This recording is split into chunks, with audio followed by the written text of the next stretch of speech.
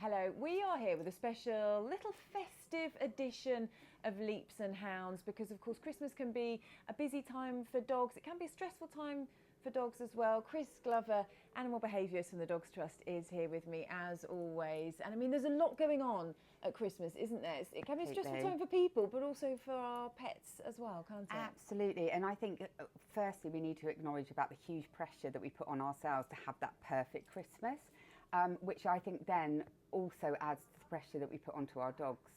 And it's just things like we were talking about earlier, Christmas trees. So if we've got a natural Christmas tree that's been purchased from somewhere else, we bring it in. We're bringing lots of different smells into an environment that isn't used to having lots of different smells brought into. Good point. And it could be that we've set up that Christmas tree, and again we might have positioned it somewhere where we would usually put the dog bed.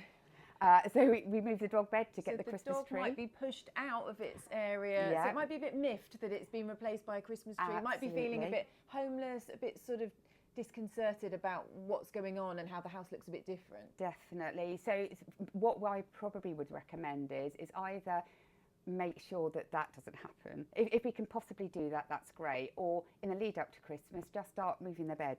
So just moving the bed a little bit so it isn't in the place of the Christmas tree.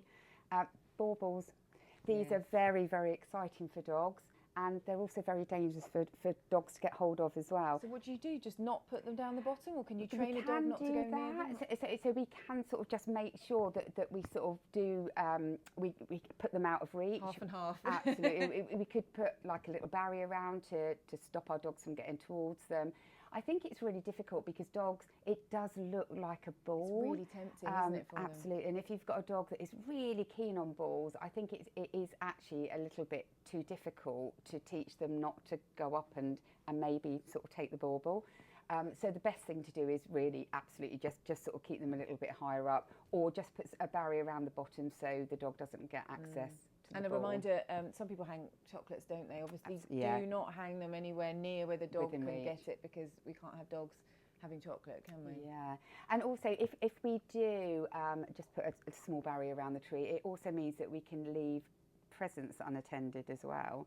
Because again, we were talking about this earlier, weren't we, Charlotte, that we give dogs as an enrichment item, so something to do in order to sort of stimulate their sort of brain. We say, enjoy yourself, rip this open. Absolutely. And then all of a sudden, we've got loads of them under the tree. Completely. And some of those might be their presents, some of those might be family presents.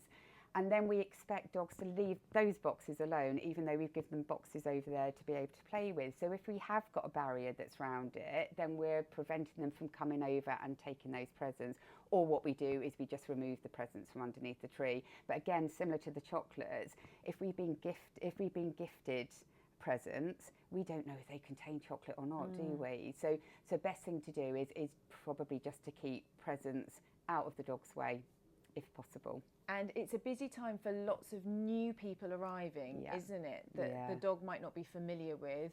Some dogs don't cope very well with that, do they? What's the way to make it less stressful for dogs in that situation? So again, I think it's family time, which is in a lovely, and it can be in a very, very exciting time, but it can be quite a stressful time for us. Let's not add more stress on ourselves by having to go through a very gradual introduction to visitors that may only ever visit once a year. If we've got a dog that's already settled somewhere else, that's amazing, because we can just set up their bed, which is not where the Christmas tree was, and just give them access to water, give them some chews in there. We can keep popping in and saying hello to them. We can take them out for a walk. Maybe we can take them out for a walk with the visitors, but sometimes a dog just needs their own space during that sort of Christmas sort of period. So if we have got people that come round and we've got a dog that's already a little bit people sensitive or a bit worried about visitors coming into the home, far better to just say, let's just give the dog a break, us a break, not put pressure on ourselves, and just give the dog access to somewhere where they can retreat. They can have activity toys, they can have their chews that they got given for Christmas, and again, regular sort of walks, time in the garden. We might want to do a little bit of introduction to the visitor, but it just means that there's no pressure on us to get it perfect. We've got to talk Christmas food. Obviously, there's a lot of it around, isn't there?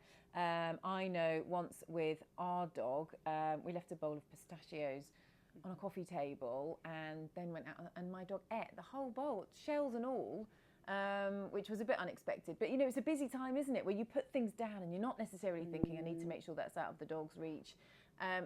You know, you don't want it to get things that it shouldn't do, turkey carcasses around, and also there's a lot of rich food. People are tempted to scrape it off into the bowl, aren't they, which, you know, isn't necessarily good for our dogs. So what's your advice around Christmas food? So I think we are, as owners, tend to be quite good at making sure that we, apart from the fact that my dog quite often steals food that I leave around, but most people tend to be quite good at making sure. Just me, by the way, yeah.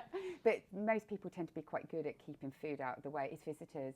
So if you've got somebody that isn't used to being around a dog, they are, of course, they're going to put the bowl of nuts back onto the table. So again, it's probably just supervising the dog. So if we have got a dog that is more inclined to sort of just be able to have a little lick of the bowl, just keeping them with us, whether that is just keeping them entertained, keeping them out of the room, maybe just slipping, as Tink's got today, a little lead on, just so that we're aware where they are all the time. Trying to keep food out of reach as much as possible. I have a very good friend whose Irish Terrier can actually jump onto kitchen surfaces. Wow, that's a skill. So she might Not push necessarily everything out of reach, but her dog Monty can actually jump onto the kitchen surface. That's incredibly difficult. So what they do is they just keep him out of the kitchen. They make sure that if there's anything on the work surface that he's not in there. My dog can reach, and if she's got quite a long nose because she's a sight hound, so she would try and reach food, and she can actually pull food forward. So it's basically teaching us that it's 11 months of the year, or 11 and a half months of the year, we're extremely good at making sure that our dogs don't have access to food. We just need to be a little bit more cautious about that during the Christmas period. Turkey carcasses are incredibly dangerous for dogs, but they're very, very tasty. They smell delicious. Even if you've got a turkey out to rest, it's going to be quite attractive to our dogs. So it's just keeping all of that food out of the way, or keeping our dogs out of the room that is serving or cooking the food. You do not want a visit to the vets on Boxing Day, do you? That's a definite no-no. No. And should we also talk about Christmas crackers, because things like that, you know, they can be loud, unexpected noises. Yeah. A lot of dogs are uncomfortable with that, aren't they? They are, and I think just because we've just gone through quite a long period of firework exposure for a lot of dogs. Fortunately, there's lots of dogs out there that do not struggle with the sound of fireworks. Unfortunately, I own a dog that does. It has always been really quite worried by fireworks. So if we have got a little bit of a sensitivity to that firework noise anyway, we're going into that sort of Christmas period with a dog that has only just got over that sort of period of firework sounds. So Christmas Day, pulling crackers, and it might happen on Boxing Day, and probably if we do sort of have family sort of dinners through the Christmas period, I would say if you've got a dog that's already quite sensitive to firework sounds or thunder, just either buy the ones that don't make a noise, which I do every year. Which I know for some can be a little bit disappointing, but it just means that we're not resensitizing or getting our dogs more and more worried about that sort of noise again, which is really, really good. It's a little bit like party poppers as well on sort of New Year's Eve. So we've got the choice of using the quiet ones, so that we don't then sort of trigger that sort of sound sensitivity in our dogs. Or what we could do is maybe just pop our dogs out of the room, again give them a chew, maybe give them that little bit of chicken that we've cooked up that they can have their Christmas dinner at that point. Distract them. Absolutely, we pull the crackers, but they're out of the way. And if we can put on any music that just lessens the noise of the crackers, that's quite good as well. But they're quite an explosive noise, aren't they? There's no preparation, there's no anticipation for them.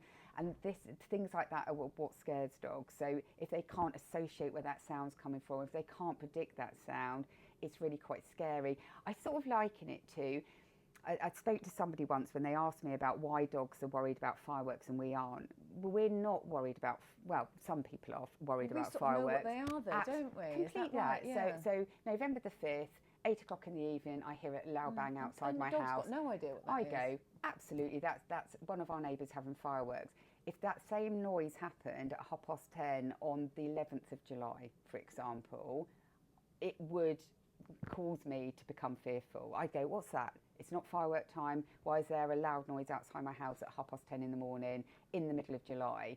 And that's what dogs experience all the time. That there's no anticipation. They can't predict when that's going to happen. This sudden explosive noise suddenly happens, very much like crackers. We know. I close my eyes when I pull a cracker because you know what's the coming, noise. but the dog doesn't know what's coming. Yeah, definitely. And I think also babies, doesn't it? It can scare babies. So if you've got a young child in the house and that's the first time they've ever heard that noise, it can make them cry as well. So yeah, so the silent ones are better.